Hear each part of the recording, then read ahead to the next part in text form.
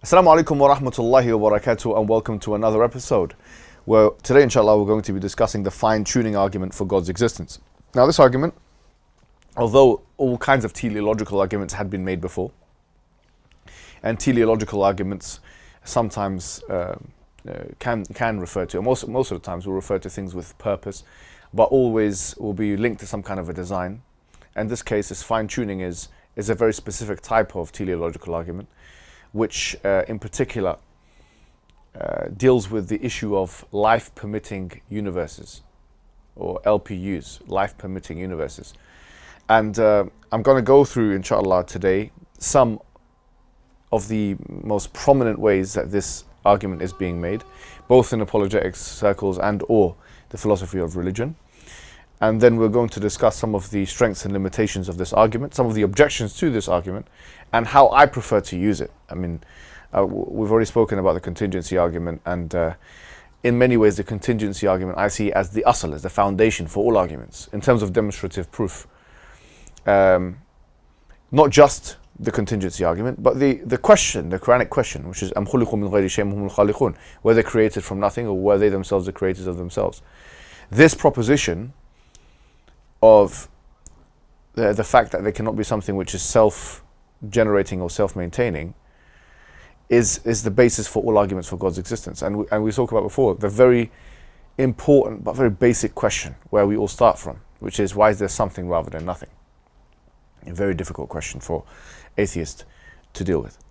But that's the basis. This is something which can be used sometimes as a supporting argument. So these are the kind of points that you could talk about in terms of the fine-tuning, or that are being spoken about in terms of the fine-tuning argument.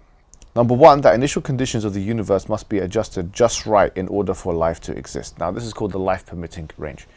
The fine-tuning argument, let's talk about what it's not. It's not saying that the universe is beautiful and aesthetically pleasing and therefore it must have a creator. It's not saying that the universe is designed so immaculate and it's so complicated and therefore it must have a creator. These are not what the fine-tuning arguments of today are stating. The fine-tuning arguments of today are stating that the universe is constructed in a way which allows life to exist. Human life? No, it could be any life. So there is a life-permitting range. And this is an incontrovertible and indubitable fact. And nobody has actually denied that. The fact that there is life. The fact that there is life in the universe. I mean, who can deny that? Yeah. And the secondary fact, which is that the universe therefore allows life to exist within it. You can have habitable life in the universe. These are two clear, straightforward facts. Okay. Now, how this argument is usually made is that they say, well, you've got these constants. You have these different constants, or you have these fundamental constants, and they could be 6, 9, depending on what you decide to count and what you decide not to count, which, if they were any different by the smallest of margins, by the breadth of a hair splitting difference, then the universe wouldn't exist as we know it, and or would not allow life to exist within it. That's a very straightforward argument, isn't it? And I think this is why this is the potency of the argument. Almost anyone can understand it. You know, let me tell you one more time before we get into this. This is not William Paley's watchmaker's argument. This is not William Paley's watchmaker's argument, which Richard Dawkins spent so much time trying to refute. Because William Paley's watchmaker argument in natural theology was that, you're walking around and you see a watch, and he referred to it as contrivance. Actually, the word contrivance now usually is used pejoratively. If you contrive something, it's as if you're trying to superimpose some kind of a narrative on something pre-existing. But in his terminology, when he wrote this book, Natural Theology, whenever it was he wrote it, he meant that it's got exhibiting factors which indicate that it's been carved into being. Not like a rock. So he compares a rock to a watch. So when you're walking in the forest or whatever it is, desert or forest or whatever example you like, you see a rock and you see a watch, you know that the rock has different qualities to the watch, because the watch has contrivance, this it's seeming constructions which are superimposed, or not superimposed, that they are carved into being by some higher intelligence. And the inference, therefore, that is made is that there was a designer, there was a watchmaker. Richard Dawkins, and probably the only argument he actually spends time trying to deal with, because if you look at his books, The God Delusion, hundreds of pages, The God Delusion, but he only spends 5 pages on the cosmological argument. I don't know if this is something you knew or not, but he spends five pages on the cosmological argument, and 2 pages, I think, to the ontological argument, something like that. The rest of it is just some kind of run about religion and what it does, a moral run, even though, as we mentioned before, he doesn't have anything to base morality on, according to himself. But he does spend some time in his other books, especially The Blind Watchmaker, talking about this argument, which is William Paley's argument. He does spend some time talking about it. And basically he says, because of the theory of Darwinian evolution, and this is the argument he made with John Lennox in the debate that he had, series of debates that he had with him, he says, because of the theories of Darwinian evolution, we do not need a God to explain design, because he states that design is understood through the Darwinian mechanism. And so any reference to God is superfluous. It's not a required reference. It's John Lennox, just to kind of spoil the story for you if you haven't already seen this, and he answers this very well, to his credit. He states, look, what Richard Dawkins is doing is confusing mechanism and agency. Mechanism is how something is being done. So even if we agree, he states, that there is such a thing as Darwinian evolution, that's the mechanism through which life comes into being. But agency is, well, through what will? Was it a guided or unguided process? And he's saying that just because there's a mechanism of something happening, it doesn't mean there's no agency behind it. Like, for example, a train. This is my example now. A train can move from one station to another. But it doesn't mean, because we can explain the mechanics of the train, or a car can move, like I got here by driving. I can explain to you mechanically and scientifically how the car moved when I came here. And that would be the equivalent, in this analogy, of Darwinian evolution. This is how it happens, if we accept all the premises for the sake of argument. But it doesn't explain how the car came from this place to that place with blindly. And usually, this is exactly the wording he used, blind watchmaker, meaning it's an unguided process. What the theist is saying, no, it's a guided process. It has to be a guided process. Like when I came here, the best way to explain how I got from home to here is through me driving it. I'm the agency. I'm the driver. So the reason why I put this to you, because some people sometimes get confused between this type of teleological argument, which is most famous in Western circles through William Paley, and the fine-tuning argument. They're not the same thing, although there is clearly a flesh that joins the 2 types of argument, which is the idea of design. The fine-tuning argument, just to repeat, is an argument that states explicitly that the universe couldn't have been, by virtue of probability, okay? And I'll tell you what they mean by probability. We'll go into more depth. It couldn't have been made in a way, or it could not be in such a way that would be life permitting, okay, had there not been a designer. And the probability of that not being the case is infinitesimally small. And they'll give you numbers. They'll literally give you numbers. And how can they give you numbers? They'll give you numbers based on the constants. So the most popular one that they use is the electromagnetic constant. The gravitational constant is probably the second most popular. But the electromagnetic constant is the one that's probably the most popular one that they use. And you can see here on the slide, because if it was larger than 0, the universe would accelerate at a stage, okay, which would make life not permitted, it would be non-life permitting. And if it were to decelerate, the opposite would happen, and also the life permitting range would be obscured or otherwise inhibited. or negated even.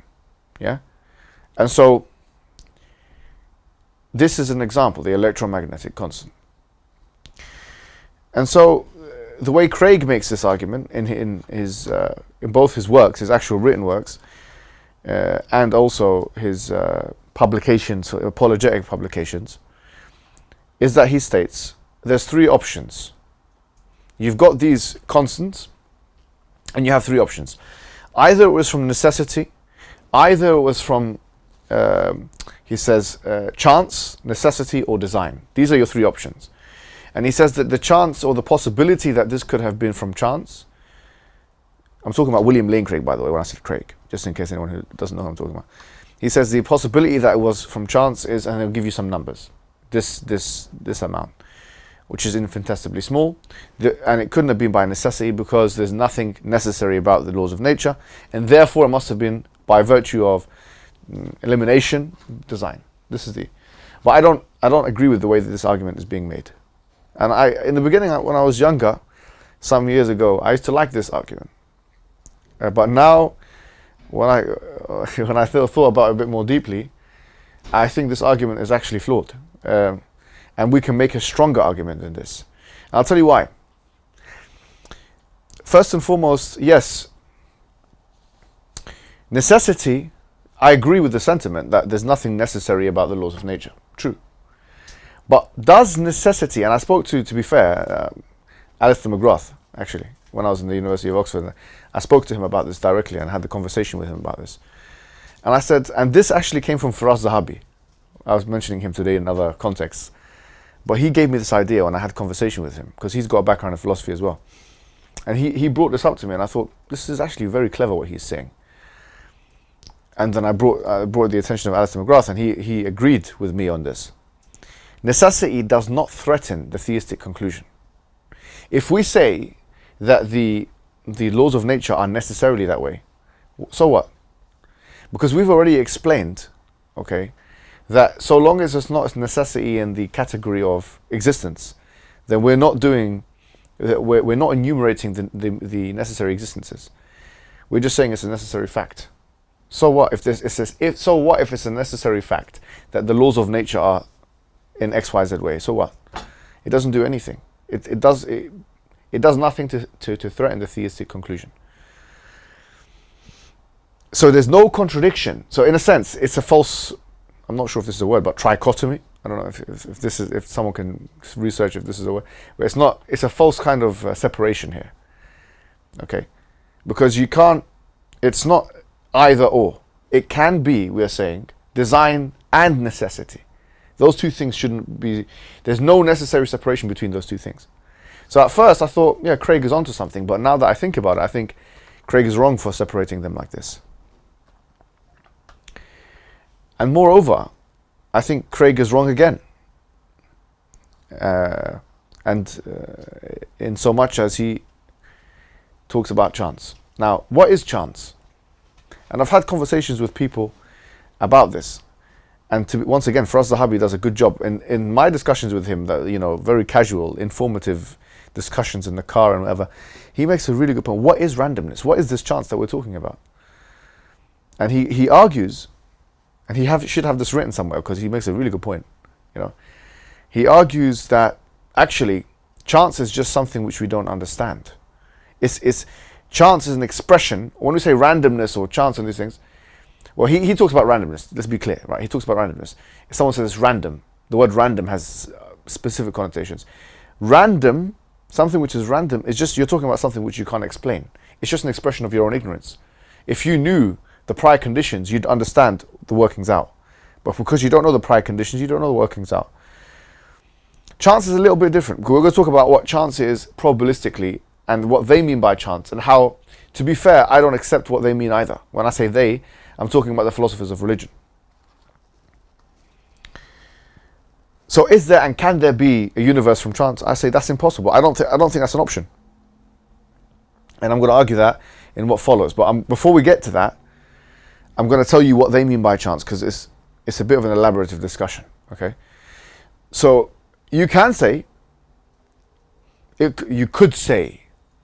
one can say that it's from chance. but it's not an actual option. It's impossible for it. I'm saying it's absurd for it to be from chance. I'm saying that necessity and design should not be separated. That's what I'm saying. And therefore the conclusion is only that there had to be something which put a lawmaker that put the laws into place. There's only one conclusion. It's because when we say there's three conclusions, it's like, okay, you can choose now whatever you like. In probably one of the first videos I've ever done in YouTube, the first one that got viral, is a conversation I had with a guy in the speaker's corner, and I told him what's the chances of me grabbing I was like 24 at this time, and I was affected by this stuff. What's the chance of me putting, letters into a bag and shaking it up and throwing it onto the floor and it becoming like Macbeth? And he stated, oh, it's very low, I agree, but XYZ is still a possibility, given an infinite multiverse, whatever it may be, yeah? And across the years when I've been thinking about this, I say no. I say that, and we're going to come to this, there's no chance of it happening. And we're going to come to why I say that. There's no such thing as chance like that. And especially considering you can't even explain why this bag of letters came there in the first place. In the case of our universe, you can't explain how the universe came there in the first place. Why is there something rather than nothing? Why is there such a bag of letters? You see? So there's no chance. And this is a very strong conclusion, but it's hopefully going to be justified. But before we get there, I want to talk about how they present this argument in the philosophy of religion.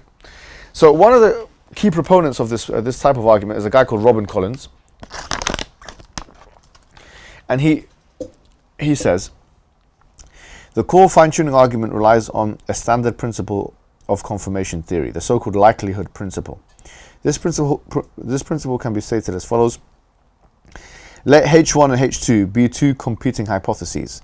According to the likelihood principle, an observation E counts as evidence in favor of hypothesis 1 over hypothesis 2 if the observation is more probable under H1 than H2. You can see why this kind of groundwork is going to be required in order to then say, well, this possibility that has come from design or this possibility that has come from chance. But what I'm saying is H1 and H2 are not actual options. And we'll come to that, yeah? So he gives an example.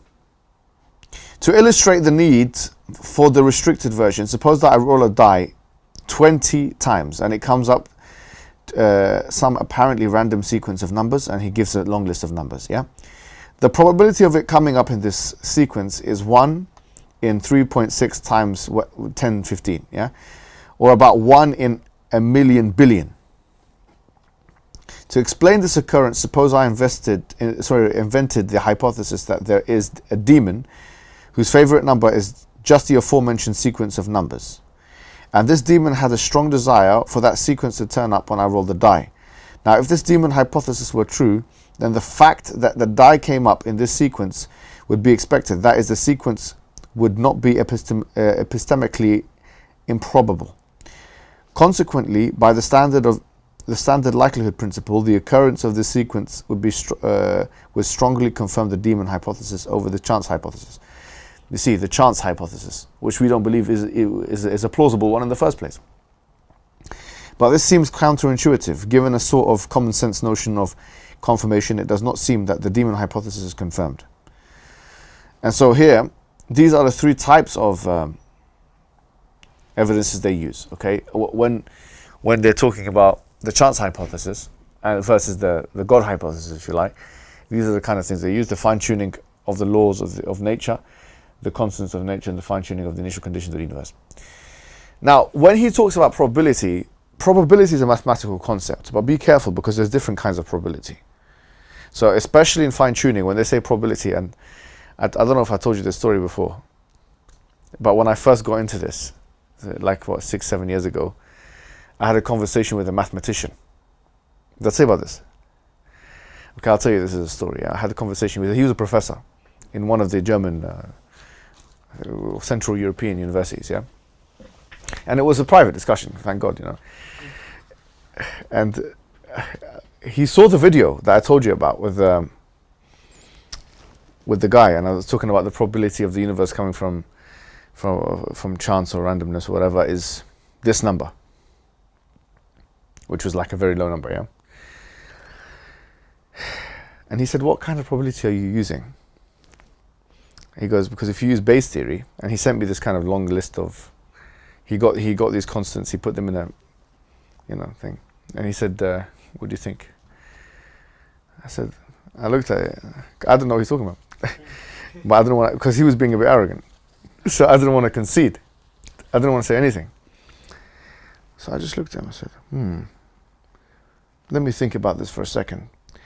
But before I continue, I looked at him in the face, I said, are you sure you got those numbers correct? He said, yeah, I'm pretty sure. And he had a smug, this guy's a professor in mathematics, and what am I? I've haven't done anything in mathematics to the level that he has.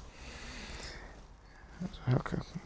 I said, here you go, check it. He said, okay. I said, I tell you what, Professor, I think you should double check your numbers. Because I said, I think you should double check your numbers, because you've written a couple of things here which I need to process properly, but I don't think, just double check your numbers, and we'll talk about this later. Okay? And I went and spoke to some mathematicians or some people that were good at maths, and I showed them. I said, what's this, man? So this is Bayes theory, and he, it showed me this is how it works, and this is, and it was long, man, and I haven't covered Bayes theories like this before, yeah. And he explained he made a mistake, the guy. I said, are you sure this is a mistake? Because I went to some brother, he was actually a Somali guy, and he said, yeah, he made a mistake here. I said, are you sure? He said, yeah. So I went back to him and I said, so did you check your numbers? He said, I said, this is what you wrote, and this is how it should be. And he said, I said, that's right. I said, next time you have to be sure. And then I just dragged it into a philosophical discussion. But from this I learned that when you're talking about the fine-tuning, you've got to be very specific, and moreover, not only do you have to be very specific, you have to understand the different types of probability. So in the philosophy of religion, usually the way that these guys make the argument, like when I say these guys, I'm talking about Swinburne, for example. Richard Swinburne makes this argument like this. Craig, to a lesser extent, this guy, what's his name, Colin Robbins, they use what is referred to as epistemic probability. And epistemic probability is divided into two different types. There's a subjective type, which I think we've discussed before in this class, which is the idea that your standards, you already know, like, this is probably going to happen, this is not going to happen. And most reject this type of probability as a way of trying to assert the truth of a designer, for example. So they're left with what you call logical epistemic probability, referred to by Swinburne, by the way, as inductive probability. And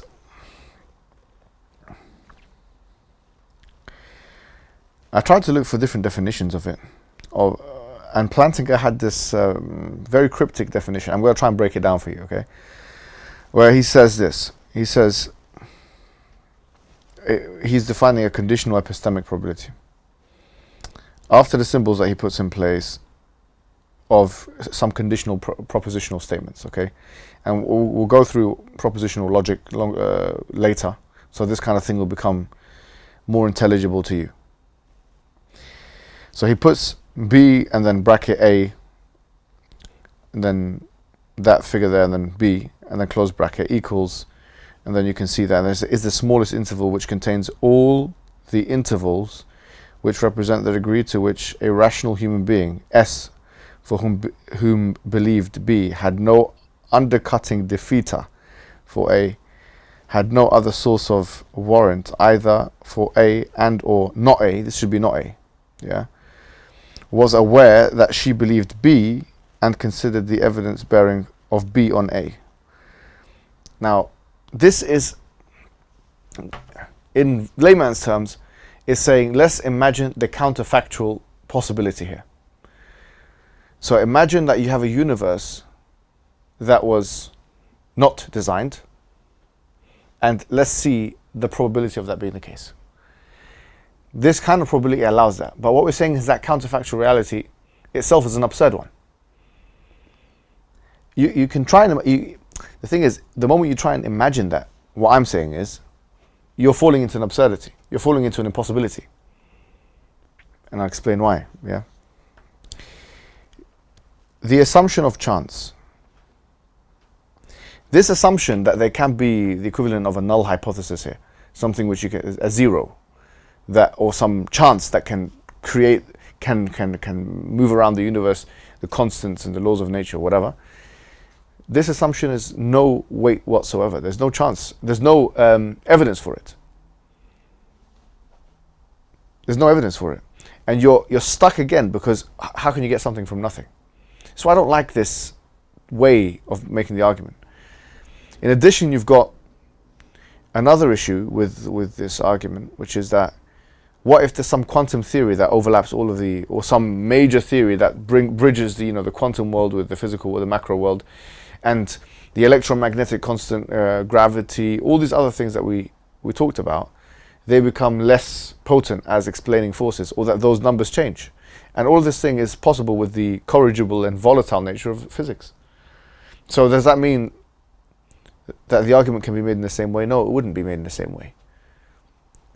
Which brings us back to what we spoke about in the previous sessions, which instead of talking about these constants, what I prefer to do, and obviously everyone's free to do their own thing, but is talk about not the things which science discovers, but the things which is required for science to be done. Because it fits the timeless criterion in a better way. So in other words, in order to do science, what do you need? You need a regular system, a stable system, and a predictable system. And the regularity and predictability and stability of the world is established beyond reasonable doubt. And if it's not established, then you wouldn't have science. Just to remind you, the example that we gave is that, you have this phone is not blowing up right now. Why is it not blowing up? Because whatever is keeping it together now has kept it together a second ago, and it will keep it together a second from now. Hope it doesn't blow up in my face. But you see the point. So this is the stability and predictability of science. And if we didn't believe in that, and we didn't have that as somewhat of an axiom before even doing science, then we couldn't do science. So instead of using the universal constants and using science, really, physics, to make the argument, you can still make the same argument. You can still say the universe, it's a fact that the universe permits life. It is a fact that the universe permits life. It is a fact that the universe is stable, predictable, uniform. And simply ask, what is the best explanation for this? That's how easy it is. And, because going into probability discussion might be disadvantageous. And you go into a probability discussion, you're putting the null hypothesis chance, 0 or whatever it is. But that 0 is impossible. We don't even concede to that. So, for that reason, I don't like using this argument in this way, unless you use it strictly as a supporting evidence. Strictly, if you use it as supporting evidence, I don't think it's that bad.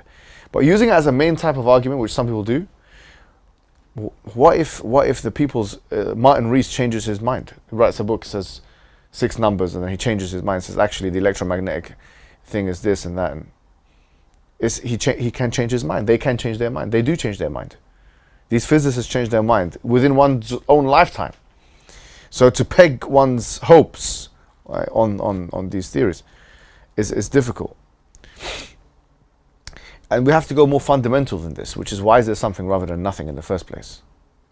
Okay? And this goes back. What is the epistemic probability that there may be something rather than nothing? And the epistemic probability, or on an atheistic worldview, is nothing. Zero. Is zero. You see the point? What is the epistemic probability that there can be something rather than nothing, considering an atheistic worldview? There is no possibility of that happening. So we don't need to go into elaborative dice type illustrations. And we talked about the assumption of necessity, and sometimes you can have necessity and it doesn't threaten God thesis. Now, there are some objections to this kind of fine-tuning argument. I've written them down. I mean, you can look at them yourself. But all three of them do not apply to the way that the argument is made. If you simply don't even make it as an argument, simply ask a question. Why is the universe stable? What explanation do you have? You don't even need to have why. What explanation do you have for the universe permitting life, being stable, being uniform, being regular? I have no explanation. What explanation fits this data best? The fact that the universe is this way. What explanation fits this data best? The less you say, I think, the more powerful it is. The more you bring in ideas of probability and epistemic versus Bayesian. Actually, Bayesian is a type of epistemic objective probability. But Bayesian versus total or statistical probability. And you have to now have a mathematical discussion. When they say there's a 20% chance, for example, or 50% chance that someone's going to die from cancer, according to cancer research, that is actually the stat. I'm not sure if you know that. 50% of people in the UK die from cancer. Or 50% of people die from cancer. Do you know that? According to the cancer research. 1 in 2. Now, obviously, the majority of them are over the age of 60, yeah? But that's called a statistical probability. The way they come to that conclusion is basically by seeing how many people die from cancer and divide it and ratio it. But a statistical possibility is not the same, probability is not the same as an epistemic probability and or an inductive, it's referred to as an inductive or a Bayesian probability. So, but this is getting, once again, imagine this being a debate or a discussion with some kind of a mathematician, and you now have to define why you're using what probability. You can imagine it getting very sticky. So instead of doing all of that, just say, okay, what we can all agree upon is that there's something rather than nothing. These are the agreeables. That we agree that there's something rather than nothing. Number one. We agree that the universe is stable, predictable, and uniform. We agree that the universe has a life-permitting range. Now, what explains this data best? Does explaining this data best, if he says chance, if they say chance, if they say that to you, because you're not going to say it's either chance, because it cannot be chance. If they say it's chance, yes, it's chance. It's the burden of proof is the one upon the one that's making the claim. You're making, what is chance? Explain it, and explain how that can explain the data. Now they are actually, it's upon them, if they say that, to explain it. It's the burden of proof on them. You don't have to say it can't be chance. Why are you fighting their battle for them? Let them do it. If they say it's necessity, so okay, how does necessity threaten the fact that there's necessity in what sense? So it's all determined, like in a deterministic sense. And then we go back to the idea that if there is an uninterrupted line of causal chains, where does it end? You have an infinite regress. So they're stuck because there is no way of explaining the things that I've just mentioned: the stability, the regularity, the uniformity, the life-permitting reality of the universe, or even that the universe is there in the first place and there's something rather than nothing. You can't. That's it. You explain it. Explain it. We don't know. You're going to get this answer all the time. We don't know. I don't know. I don't know. Say, what is it reasonable to assume that the laws were put in place by a lawmaker? Which laws are you talking about? The natural laws or the laws of not electromagnetic or this? We're talking about these assumptions, which are the predictability, the uniformity and stability of nature. Those themselves were put in place by an intelligence or a knowledge or something that has knowledge or something that has no knowledge. We know that these patterns exist. Either these patterns exist or were put in place by something that has knowledge, or not. So which of the two? And if it's the latter, then explain it, please. Because, and this goes back to what some say is weak, but I don't think is that weak. Intuitively, we don't act like that. We see something which is, going back to, if you like, the watchmaker thing. We see something with that kind of design, and we assume that something has made it with that has intelligence. That's what we assume all the time. But they have to be counterintuitive in order to come to their conclusions. But, and I think this is in many ways the way that if you look at the Quran, how it makes these kinds of arguments. Sun'a Allah alladhi atqana kulla shay. That this is the manufacturing of Allah, like the universe, yeah? Or actually, he was talking about the mountains and the earth, and then he says, Sun'a Allah alladhi atqana kulla shay. The sun'a, the manufacturing of Allah, that He has perfected everything. And when he says, Hal tara min futur, do you see any gaps in creation? So if you look at the way Allah deals with that, it's usually informatively and interrogatively. He doesn't do it in a way that is eliminatively. When it came to the Am khuliqu min ghayri shay'in humul khaliqun, that was elimination. But when it came to this, the best way to count, I think, to deal with it is actually ask them questions. Sometimes the best arguments are made, or the best points are made through questions, rather than, so you tell them what it is. You tell them what's happened. What do we have here? We have a universe with regularity, with stability and uniformity, which is life permitting. We have laws, or these patterns of nature. Either they're explained through something that puts laws into place, an intelligence, or it's not. If it's not, can you give us an alternative? If they say multiverse and all these kind of things, it's aside the point, because the multiverse needs an explanation, just like, as we've said before, just like the universe does. You see, it needs an explanation just like the universe does, and it probably needs more of an explanation. So with that we conclude. We're going to talk now. I know I've been speaking for a long time, but we're going to try these discussions now. Wassalamu alaikum warahmatullahi wabarakatuh.